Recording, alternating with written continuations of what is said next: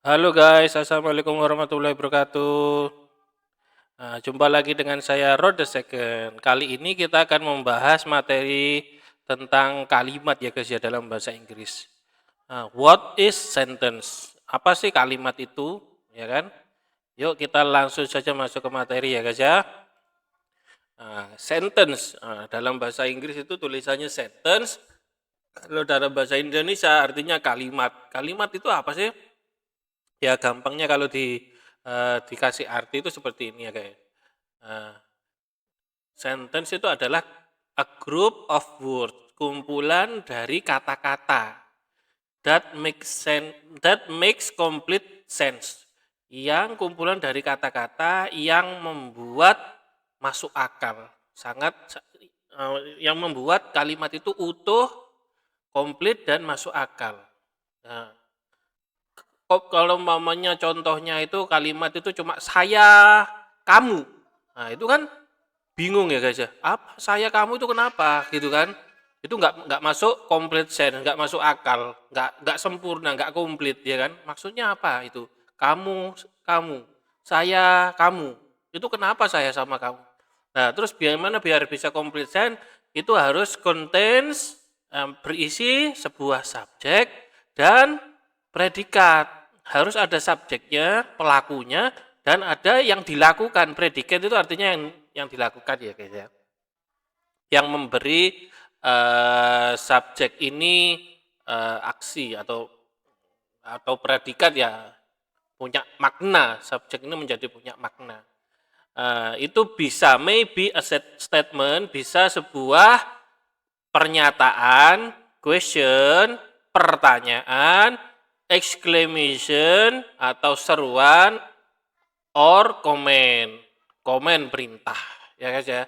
Jadi intinya itu sebuah kalimat itu adalah kumpulan kata yang komplit lengkap, ada subjeknya dan ada predikatnya ya. Jadi bisa disimpulkan sebuah sentence atau kalimat itu kumpulan kata yang minimal itu terdiri dari sebuah subjek, pelaku, dan juga predikat atau aksi atau tindakan yang dilakukan oleh subjek. Di sini disebut verb ya. Verb atau kata kerja kalau di bahasa Inggris ya. Verb. Oke, lanjut guys. Nah, ternyata dalam bahasa Inggris sentence itu bisa dibagi menjadi dua ya. Sentence, verbal sentence sama nominal sentence. Di sini ya, yang warna ungu ini verbal. Di sini nominal yang pink. Nah, verbal sentence itu apa sih artinya? Ya, verbal sentence itu pokoknya yang main verb atau verb utamanya pada kalimat adalah kata kerja murni ya. Ini harus kita garis bawahi kata kerja murni. Itu ya guys ya. Nanti kita kasih contoh. Nah, kalau di nominal main verbnya pada kalimatnya itu berbentuk be, iya kan? Di sini dia bentuknya be guys. Be itu apa? Be itu ya to be, ya verb juga dia sebenarnya, tapi verb be dalam bahasa Inggris. Ya be itu bisa dikasih kalau dalam kita itu adalah. Adalah itu kalau dalam bahasa Inggris itu merupakan kata kerja juga, namanya verb juga, tapi dia bisa jadi be itu bisa jadi verb, bisa jadi auxiliary, pelengkap. Ya nanti kita pelajari pelan-pelan ya guys ya. Pokoknya intinya sebuah kalimat itu bisa berbentuk verbal atau bisa berbentuk nominal. Ya, tergantung dari kebutuhannya. Kalau verbal itu pokoknya intinya verb utamanya pada kalimat itu adalah kata kerja murni. Kita kasih contoh guys ya. Di sini ya. She ya ini subjek, is reading ini verb ya. Ya jadi is reading ini adalah verb. A book ini objek ya guys ya, sebuah buku. She is reading a book. Jadi dia membaca sebuah buku. Nah, di sini is di sini ya, ini kan be. Tapi dia di sini ini sebagai auxiliary verb. Nah, di sini. Jadi ini dia verb. Jadi is ini melengkapi kata kerja utama read. Jadi kata kerja utama main verbnya adalah membaca. Dia membaca. Si is reading. Tapi kok di sini bentuknya ada is-nya, ada auxiliary verb-nya, ya karena dia dalam bentuk progresif, ya present progressive tense. A book, sebuah buku. Jadi di sini is sebagai auxiliary verb, di sini kata kunci kata kerja utamanya membaca. Dia perempuan membaca. Ya sudah jelas, dia perempuan membaca sebuah buku. Sudah jelas. Ini complete sentence yang masuk akal, complete sense, ya kan? Dia masuk akal, kita bisa pahami kalimat ini, seorang wanita sedang membaca sebuah buku. Selesai. Nah kalau she read, she read itu juga sudah jelas ya kan. Apalagi ini tadi kita pakai grammar yang benar ya, she is reading. Kalau she atau see a book loh, itu sudah jelas gak masuk akal. Apa sih a book ini? Nah, ternyata kalimat yang disebut sentence ada kumpulan kalimat, kumpulan kata yang masuk akal kalau digabungkan, yang terdiri dari subjek dan verb. Ya. Nah, kalau nominal gimana contohnya? Nominal itu seperti complete sentence juga. Coba di sini lihat contohnya, she is beautiful. Nah, di sini verb utamanya berbentuk be, yaitu is di sini. She is beautiful. Lah is di sini dia nggak bertugas sebagai auxiliary verb, tapi dia sebagai verb. Bahkan main verb di sentence ini. Tapi dia bersifat linking, penghubung, ya kan? Lah seumpamanya linking, kalau dia menghubungkan si dia di sini dengan kata sifat beautiful. Si dia perempuan, beautiful adalah cantik, ya. Dia perempuan itu cantik, ya. She is beautiful. Kalau dalam bahasa Inggris dia harus ada penghubungnya ini pakai be, linking verb-nya ini untuk memberi predikat kepada subjek, ya. Ini namanya jadinya verb ini memberi predikat, ya kan, lengkap. Subjek, predikatnya ini is beautiful, ya. Secara lengkap is beautiful ini predikatnya. Dia adalah cantik, dia itu cantik, itu ya. She is reading book, dia sedang membaca buku. Itu ya guys ya.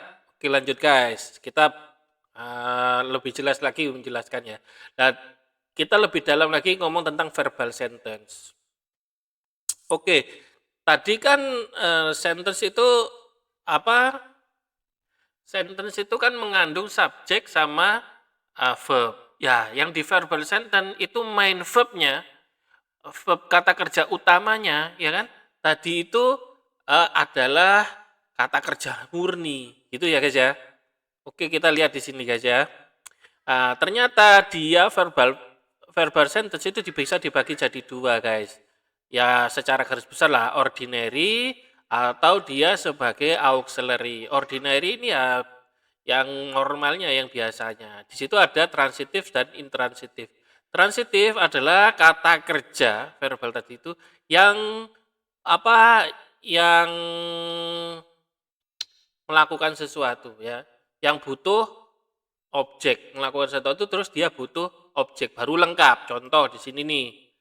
Oh, saya kok salah guys. Nih, contoh she reads a book. Ya, read di sini verb di sini itu monotransitif, dia butuh satu objek, ya kan? Satu objek dari verbnya ini butuh dia membaca. Nah, terus kalau kita bilang dia membaca itu sudah complete sense, tapi lebih jelas lagi ketika ada keterangannya, lanjutannya objeknya. Dia membaca buku. She reads a book. Nah, kalau di transitif ini membutuhkan dua atau lebih objek. Contoh,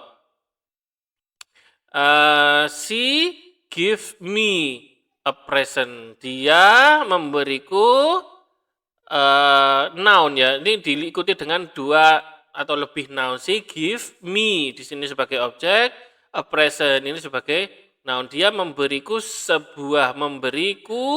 sebuah hadiah. Jadi ini di transitif membutuhkan objek, ya, dan dua, lebih dari satu noun, ya. Nah, di sini juga ada intransitif. Intransitif itu dia komplit tanpa butuh objek. Contohnya gimana? Si runs, dia berlari. Wah, nggak usah diteruskan larinya seperti apa, ya. Dia berlari itu sudah komplit. kata-kata yang kalimat yang komplit, dia berlari. Nah, di sini juga ada, kita ketemu lagi linking verb, ya kan?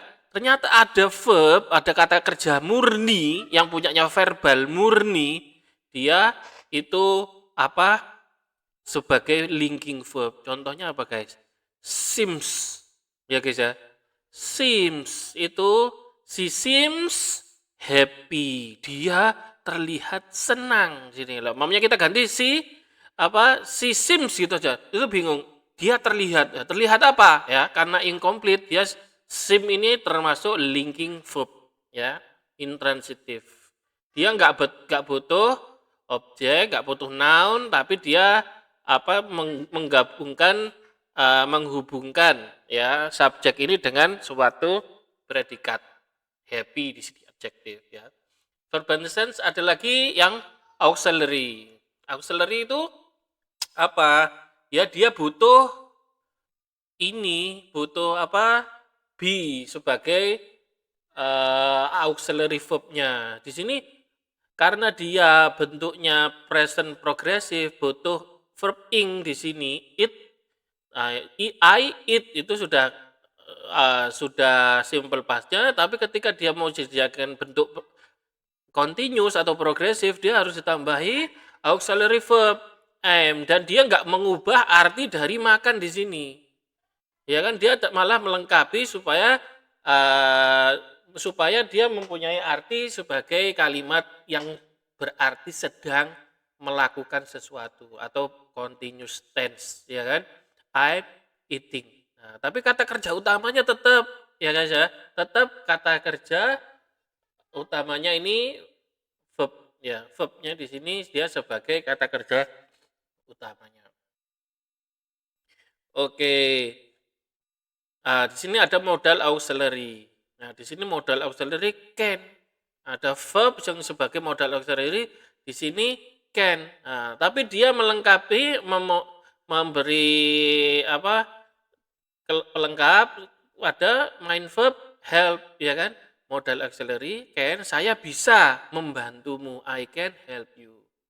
Ada juga emphasizes auxiliary. Emphasis ini bacanya emphasize ya, empati, emphasize auxiliary. Di sini contohnya do, did, does yang diikuti dengan kata kerja lainnya. Maksudnya di sini kata kerjanya di sini merasa, I do feel guilty, ini penekanan ya guys ya. Emphasize itu artinya menekan, saya benar-benar merasa bersalah. I do feel guilty. Di sini emphasize auxiliary, do, did, does. Iya kan? Kalau can model ada can, ada yang lain will, ya kan?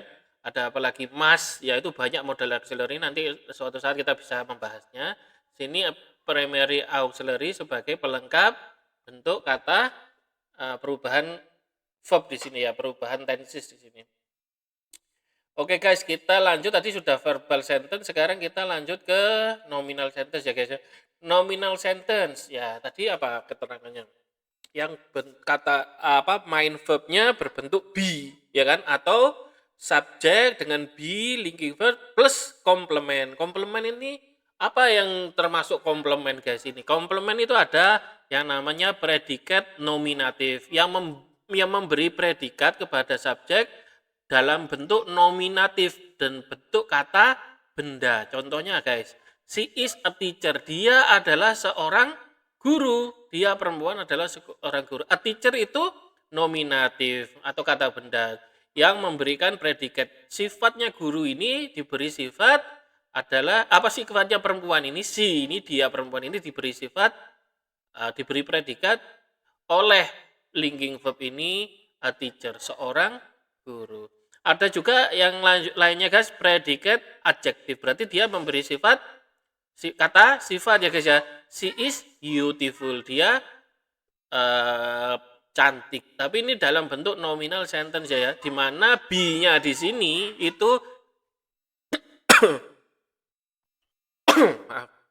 maaf ya, be-nya itu di sini dia menghubungkan saja, verbnya menghubungkan noun yang she ini dengan noun yang beautiful. Beautiful ini dia sebagai beautiful di sini sebagai predikat adjektif. Adverb juga bisa menjadi komplement. Nah, ini kan kita membahasnya. Jadi komplement itu apa? Predikat nominatif komplement, predikat adjektif ini juga komplement ya. Subjek she, be-nya is karena dia she ya. Kalau you are ya be-nya.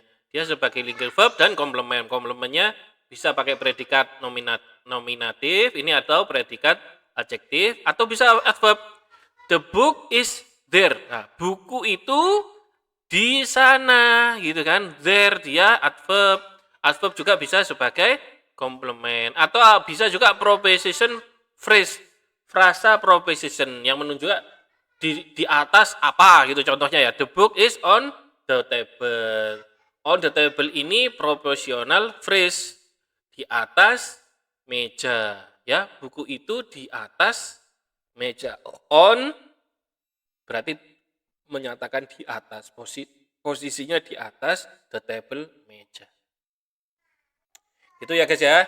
Tadi kita sudah dapat banyak guys. Oh, sudah selesai guys ya.